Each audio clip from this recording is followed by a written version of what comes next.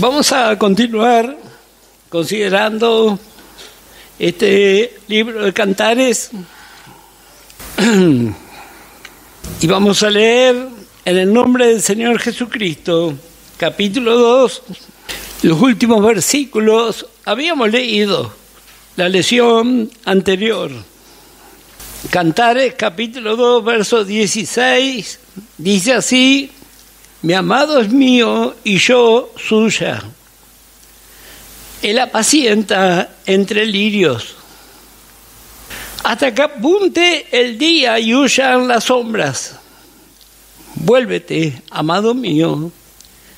Sé semejante al corzo o como el cervatillo sobre los montes de Beter.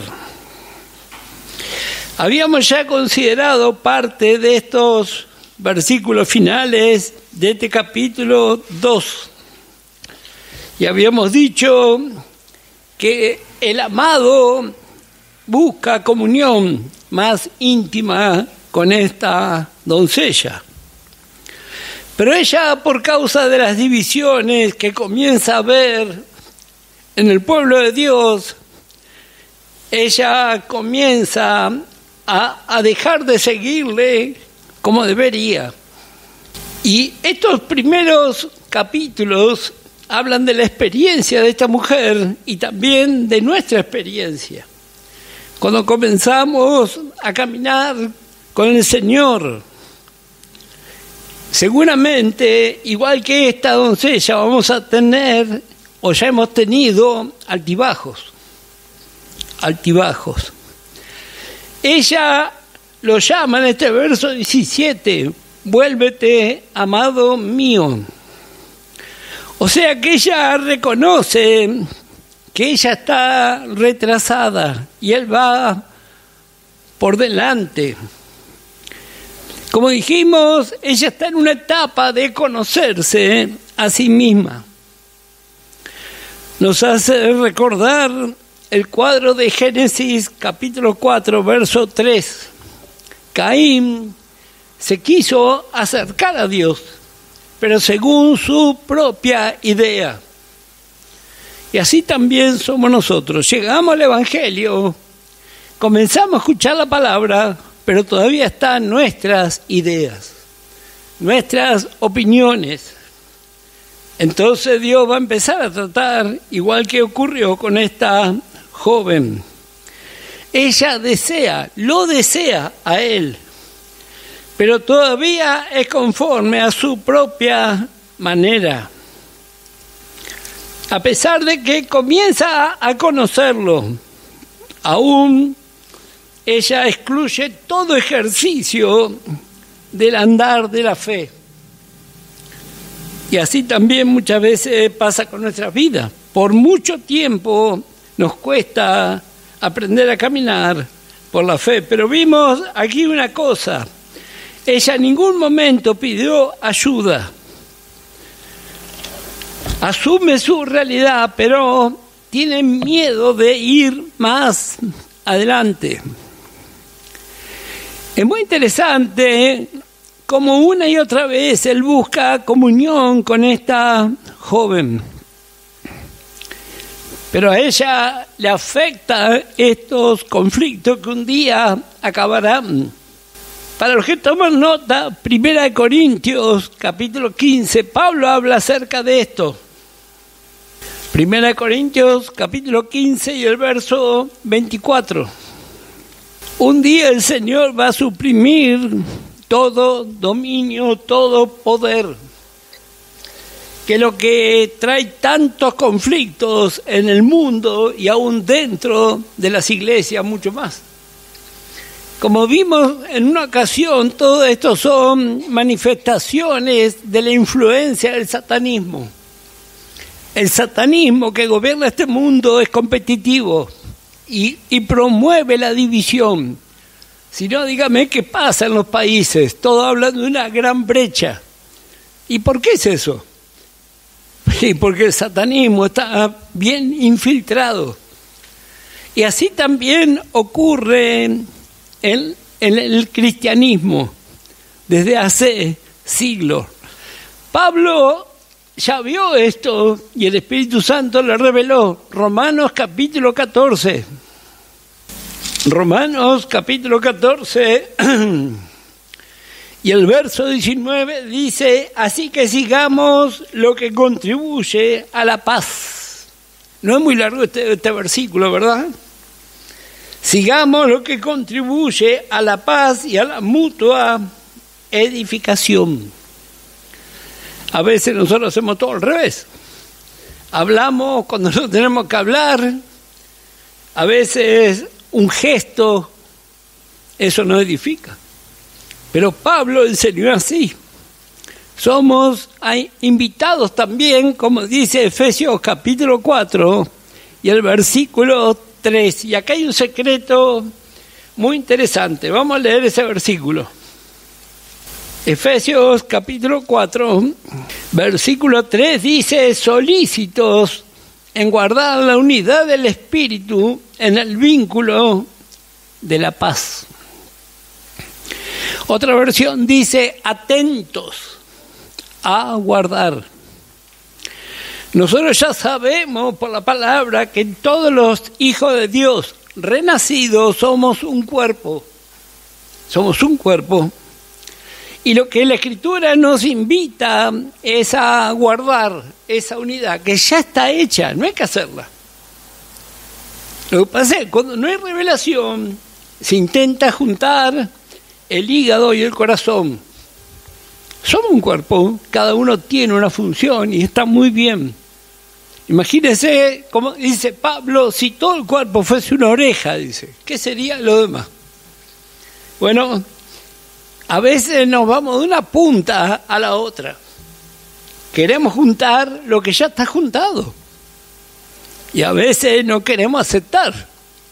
Yo hace poco puse el ejemplo. Yo cuando paso por una vidriera no quiero verme ahí, porque no me gusta. Y así también ocurre con muchas congregaciones. No, nosotros no somos como eso. Bueno, pero la Biblia dice que ya somos uno. Tenemos que aprender y aceptar la forma de Dios, la forma correcta.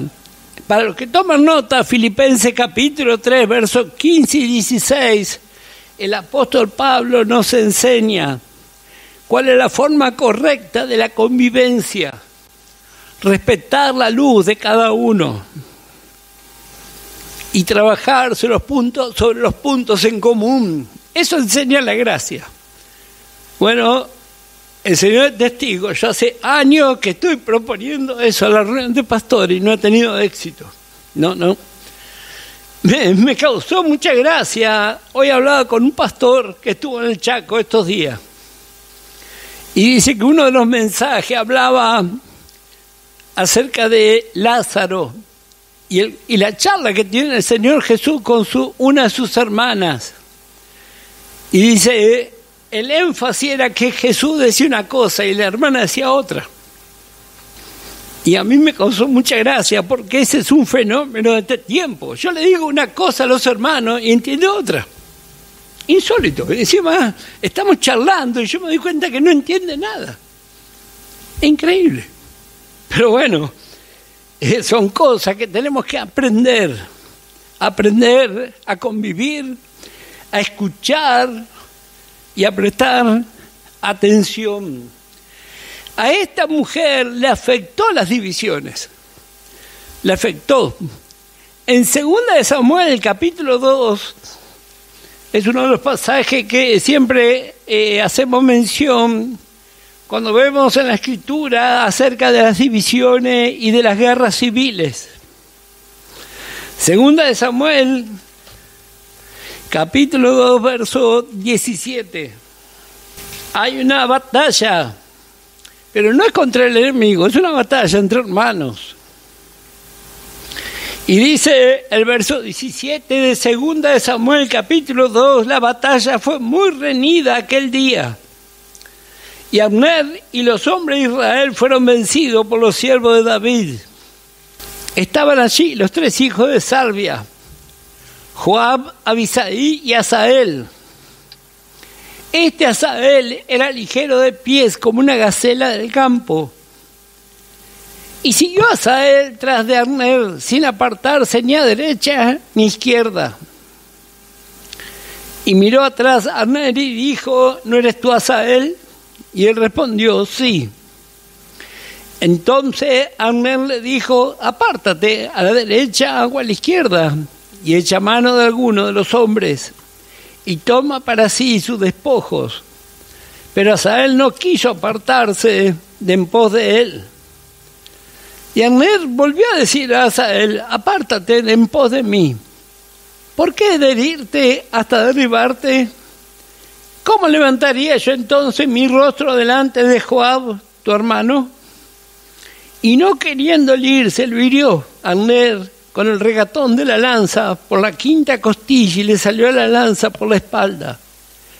Y cayó allí y murió en aquel mismo sitio. Y todos los que venían por aquel lugar donde Asael había caído y estaba muerto, se detenían. Dice Pablo, siglo después, todo lo que antes se escribió para que nosotros aprendamos. La guerra civil entre el pueblo de Dios hace que muchos se detengan. Y esa era la lucha, la experiencia de esta joven. En un cuadro, sobre todo en este tiempo de gran apostasía. ¿Cuál es la solución? Pablo enseña que es necesario que haya disensiones o diferencias de ideas para que se manifieste quién es aprobado. Por eso, en la carta a los Hebreos, capítulo 12, nos habla de cuál debe ser la forma de correr. Dice Hebreos capítulo 12, verso 1, por tanto, nosotros también, teniendo en derredor nuestro tan grande nube de testigos, despojémonos de todo peso y del pecado que nos asedia y corramos con paciencia la carrera que tenemos por delante. Ahí está la clave, correr con paciencia. ¿Por qué muchas veces estallan las guerras civiles, hablando dentro del pueblo de Dios? ¿Y por qué no tenemos paciencia? Se me acabó la paciencia. Bueno, a mí se me acabó, al otro también. Y como decía un hermano, ¿quién va a salir glorificado? ¿Acaso el Señor? ¿La nueva creación? No. Cuando hay conflicto, siempre sale exaltada nuestra carne. O mi carne o la carne suya, pero la carne. Eso no trae gloria al Señor. Y trae mucho atraso. Volvemos a nuestra porción. Hablando de la experiencia de esta mujer siendo tratada por el Señor. Ella comienza otra nueva etapa. Dice: por la noche busqué en mi lecho al que ama mi alma. Lo busqué y no lo hallé. Y dije: me levantaré ahora y rodearé por la ciudad, por las calles y por las plazas. Buscaré al que ama mi alma. Lo busqué y no lo hallé. Me hallaron los guardas que rondan la ciudad. Y les dije: ¿habéis visto al que ama mi alma?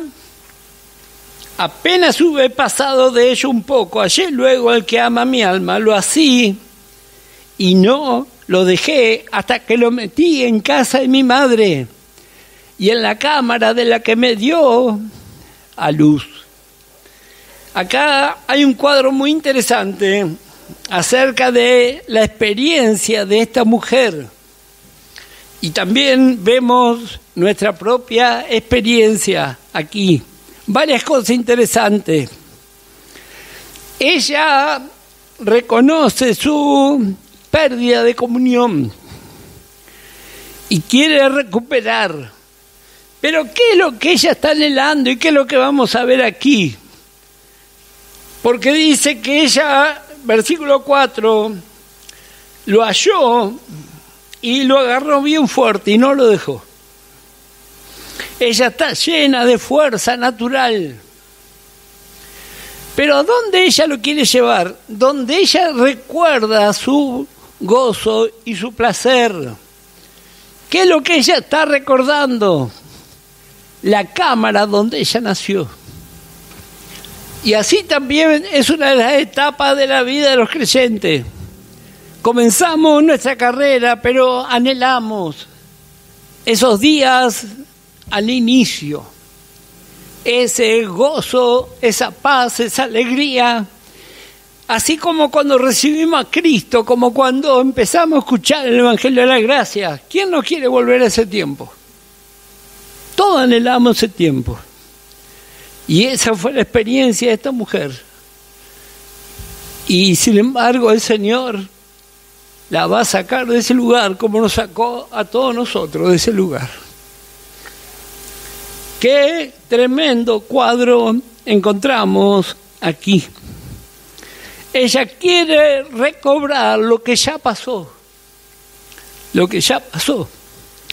Y aquí ella va a reconocer que los métodos humanos no tienen ninguna efectividad. Para los que toman nota, Éxodo capítulo 13, verso 21. La voluntad del Señor que era que Israel se mueva de día y de noche. Ella aquí lo está buscando por la noche. Otro gran error. Porque buscar de noche es mucho más difícil. Y esto habla cuando buscamos al Señor, cuando hay problemas. ¿Por qué no lo buscamos de día, cuando está todo bien? ¿Cuántas veces tenemos oportunidad de buscarlo cuando está todo bien y no lo buscamos? Y el Señor permite una adversidad, permite una angustia, y recién ahí empezamos a buscarle. Como dije, esta mujer nos representa también a nosotros. Ella quiere que el Señor haga lo que a ella le parece que es lo correcto. En el versículo 1 hace mención a la palabra noche en plural. ¿Cuántas veces el Señor permite así muchas noches de angustia, de soledad, de ausencia? La sola ausencia del Señor puede hacer el día más brillante en una tremenda noche. Pero esto forma parte de la escuela del Señor. ¿Por qué forma parte de la escuela? Porque tenemos que aprender a diferenciar lo que es nuestra alma del espíritu. Sienta o no sienta, somos de fe. Pero a veces, cuando todavía estamos aprendiendo, decimos, no, hoy no se sintió. Bueno, pero la Biblia no dice eso. La Biblia dice, si hay 2 o 3 reunidos, ya está. Eso es fe. Pero muchas veces estamos como esta mujer. En el capítulo 2, verso 10, él la había ya invitado, pero ella no respondió. Y ahora sale equivocadamente a buscarle. Si bien tiene una orientación, porque dice el verso 2 y el verso 3 que ella lo buscó en Jerusalén. O sea, ella tiene una orientación de buscarle en el pueblo de Dios. Pero no era la forma correcta. No es la forma correcta. Le busca en lugares públicos. Le busca tal vez en campañas de evangelización. Usted vaya y pregúntele a alguno de los que están ahí, la mayoría no sabe lo que es el amado. Tal vez conoce a Cristo como el Salvador, sí, y está muy bien. Pero ese no es el lugar de preparación de la esposa. No es el lugar. ¿Y qué pasó? Dice, me hallaron los guardas que rondan la ciudad, los cuidadores, los que tienen que velar. Bueno, ¿qué hicieron? En vez de alentarle, no tenían ni idea de dónde estaba su amado. Pero ella, como dije, está aprendiendo aquí. Como dije, aquí en estos primeros versículos vemos su actitud ella busca dejar su lugar de comodidad. Reconoce que está en una temporada de aprendizaje. ¿Por qué Dios permite las circunstancias? Lo hemos dicho muchas veces. Primeramente, para conocerle a Él. Y segundo, para conocernos a nosotros mismos. Reconocemos nuestra necesidad y nuestra visión de fe. Necesitamos ver las cosas por la fe. El apóstol Pablo, escribiendo la carta a los Hebreos, capítulo 6, versículo 1 al 3, ¿qué le dijo? Dejando ya los rudimentos, las cosas básicas, iniciales. Y así como en lo natural sufrimos al pasar etapas, especialmente cuando llegamos a la adolescencia, es la edad que más se sufre. Así también pasa en lo espiritual.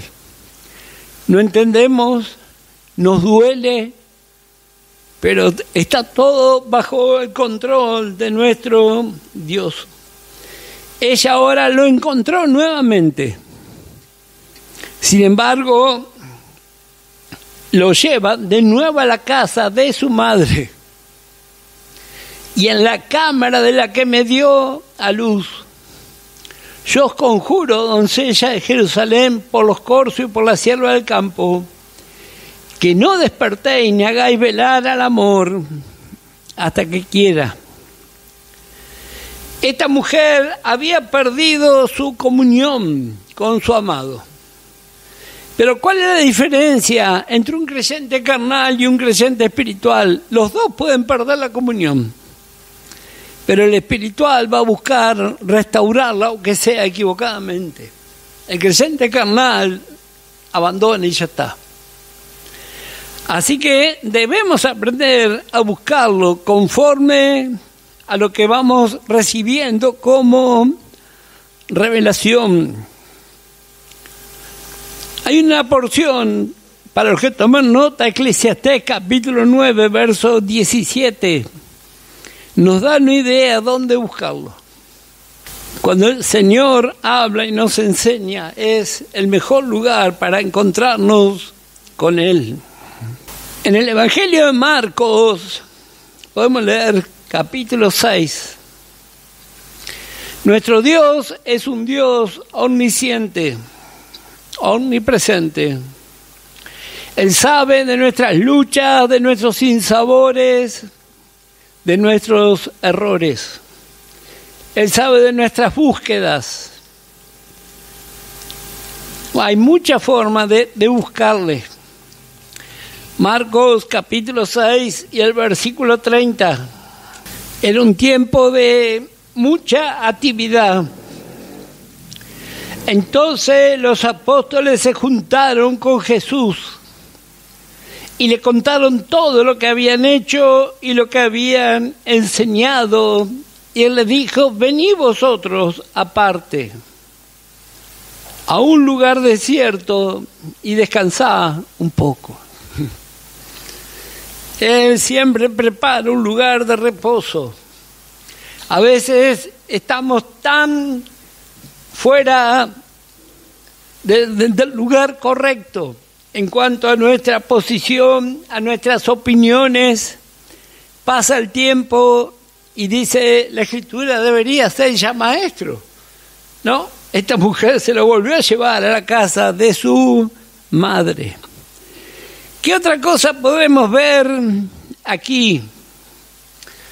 Bueno, a partir del versículo 6, bueno, un comentario acerca de esta etapa, sus comienzos en el aprendizaje, ella es bastante conservadora.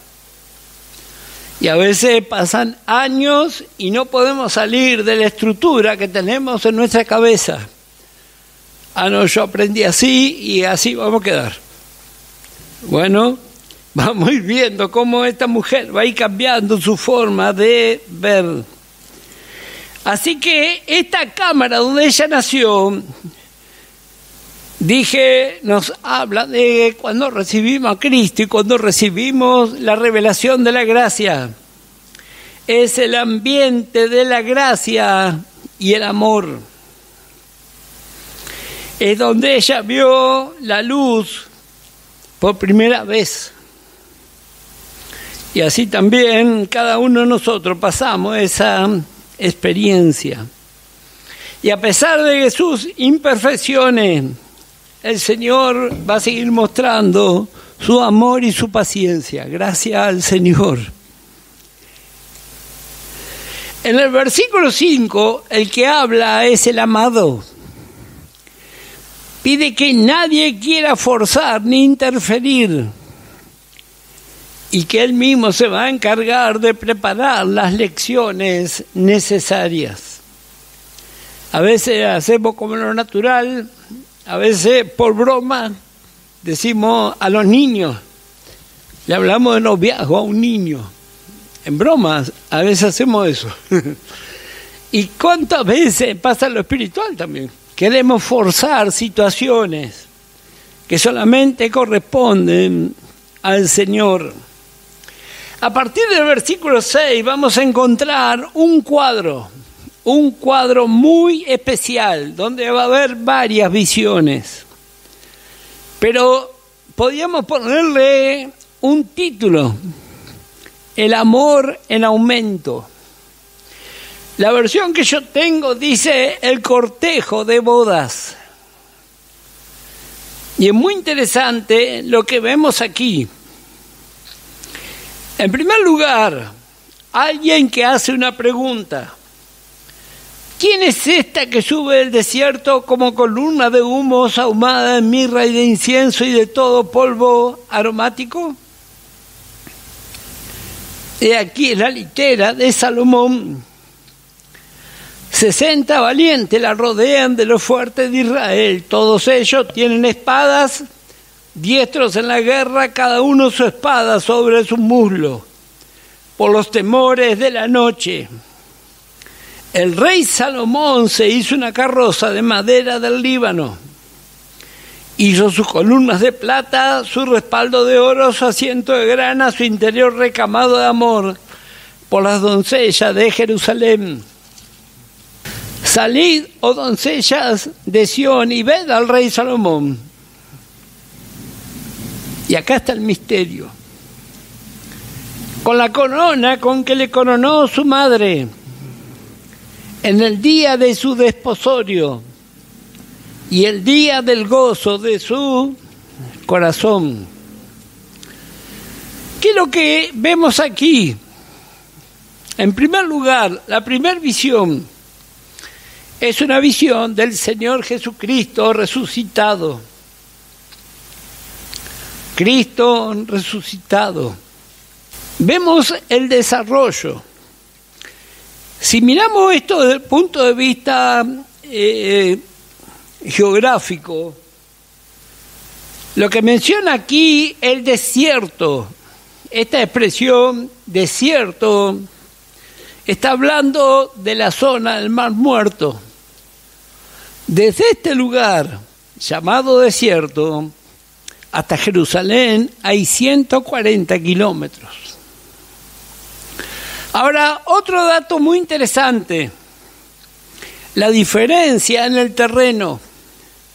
El Mar Muerto se encuentra a 430 metros bajo el nivel del mar. Pero Jerusalén está a 750 metros sobre el nivel del mar. O sea que en 140 kilómetros va a tener que subir más de 1.100 metros. Ahora, ¿de qué habla este cuadro? Bueno, este cuadro nos está hablando primeramente del Señor Jesús dándose a conocer. En estos 2000 años, cuando más se empezó a hablar acerca de la esposa, a partir del año 1900. Durante 19 siglos fue algo oculto, en un desierto allá. Pero llegó el tiempo donde el Espíritu Santo comienza a sacar a luz. Y como no se lo conocía, alguien dice, ¿quién es esta? Que sube del desierto como columna de humo, sahumada de mirra y de incienso y de todo polvo aromático. He aquí la litera de Salomón. Habíamos leído el último versículo que hace mención a la corona con que le coronó su madre. Esa referencia encontramos en Primera Reyes, capítulo 1 y capítulo 2. Su madre, como sabemos, se llamó Besabé. Ella ahora es una anciana y es un cuadro de Israel, reconociendo a Cristo en el final de los tiempos. Si usted lee con atención Primera Reyes capítulo 1 y capítulo 2, había alguien que quiso ese lugar. Eso es tipo del anticristo. Israel va a llegar el momento que va a reconocer al Señor. Por eso dije, esta porción nos habla de varias visiones. Esta es una visión. El Cristo oculto se empieza a dar a conocer. Sale del anonimato y el Espíritu Santo comienza a revelarnos. Para la gran mayoría revela a Cristo como Salvador. Nunca hubo tantos avivamientos como estos últimos 150 años. Pero hay algo que está oculto aquí. Dice versículo 6. Ellos ven que sube como columna de humo. El humo es la evidencia acerca de la acción del fuego. Del fuego. Es un cuadro de la cruz. Pero también es un cuadro de la obra del Espíritu Santo en nuestra vida quemando. El humo tiene distintos colores. Consulté muchas fuentes, nadie sabe qué color era. Pero una cosa sí se sabe. El color oscuro habla de un exceso de suciedad quemándose. Y el color blanco habla de un exceso de vapor de agua en la combustión. Y la mejor de las evidencias de una buena combustión es el humo transparente. Así que vemos aquí este cuadro. La columna habla de algo seguro y de fuerza estable. Esto habla de lo contundente de la obra de Cristo. Es totalmente segura y estable. Pasaron 2000 años. Se levantaron un montón de enemigos, ninguno quedó.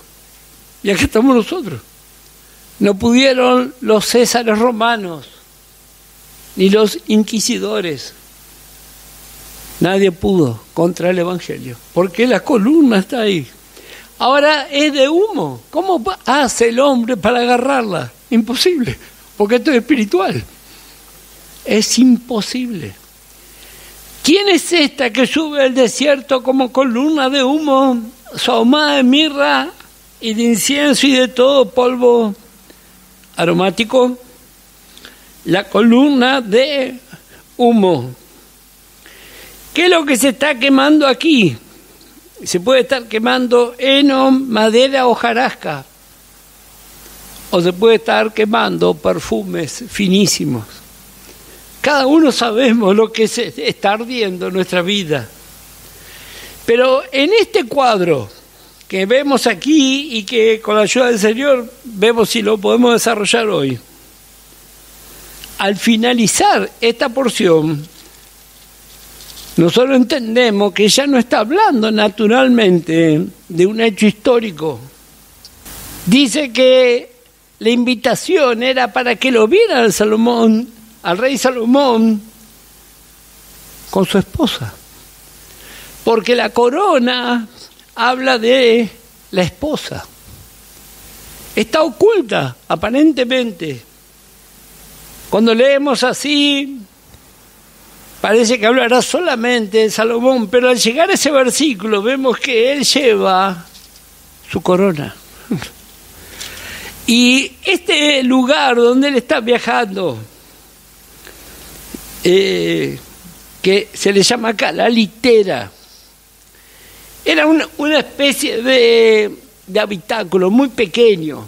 Realmente medía 1 metro de ancho, 2 metros de alto y 2 o 3 metros de largo. Eso era todo. Lo llevaban 4 hombres. 4 hombres. Y esto habla de la preparación de la esposa. Saliendo de la zona del Mar Muerto, que habla de la condenación. El Mar Muerto, cuando estudiamos Josué, vimos que es tipo del infierno.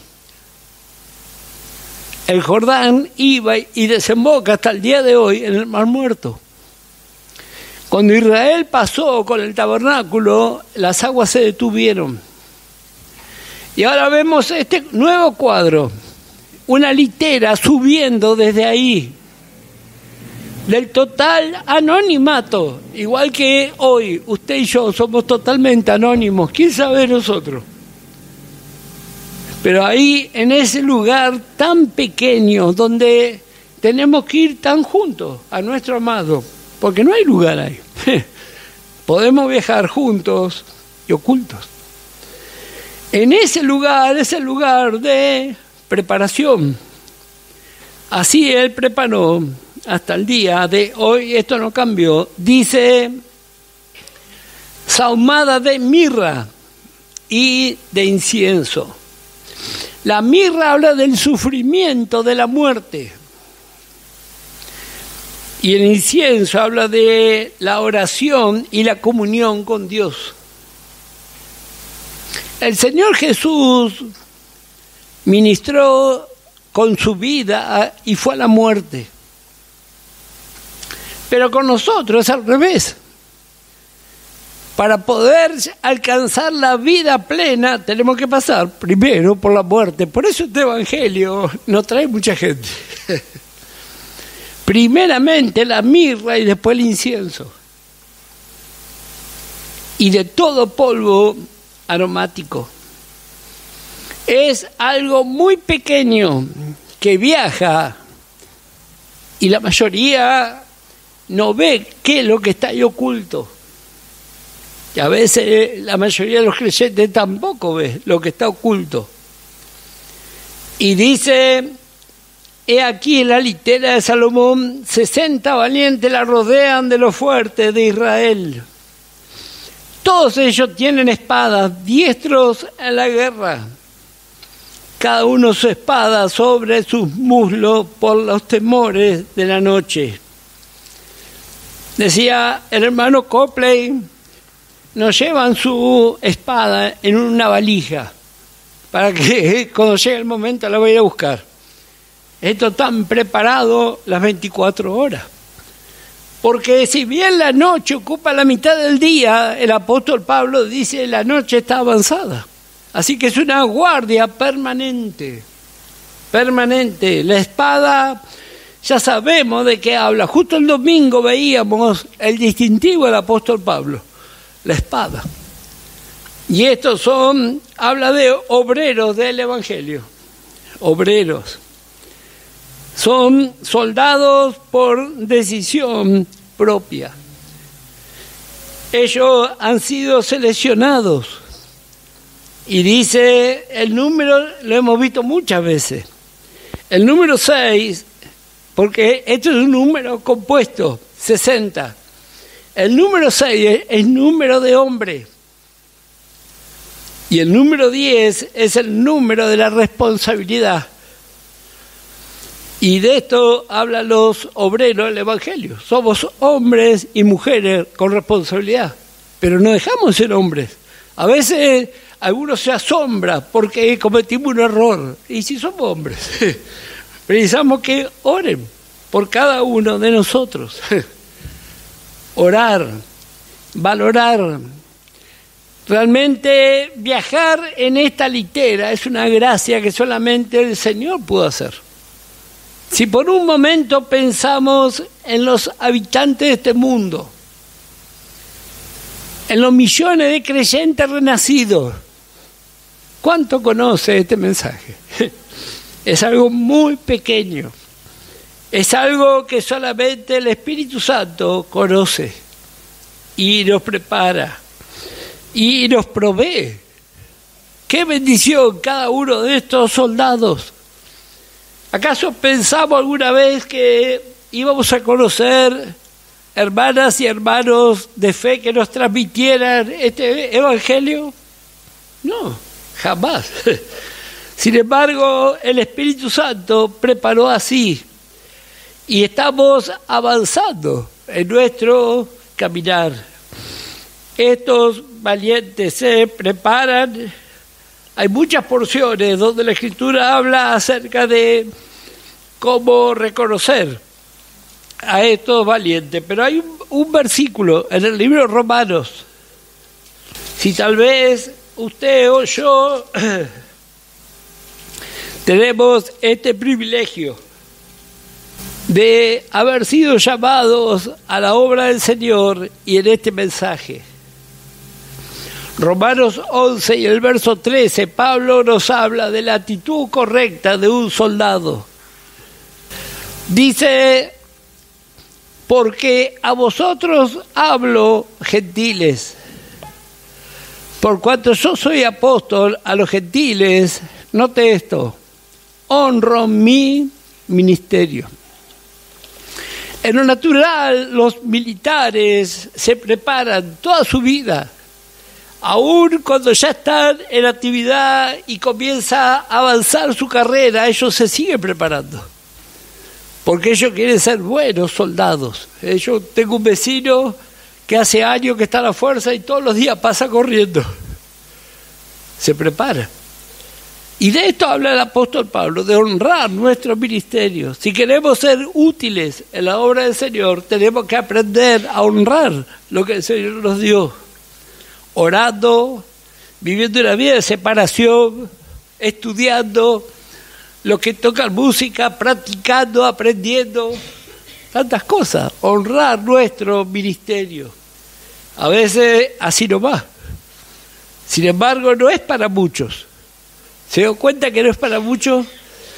Cada vez que vemos un evento, estadios llenos, ¿cuántos conocen esta litera? ¡Qué gran privilegio tenemos usted y yo! Hasta aquí nomás, la hora se nos fue. Con la ayuda del Señor, el próximo miércoles continuamos. Que el Señor les bendiga.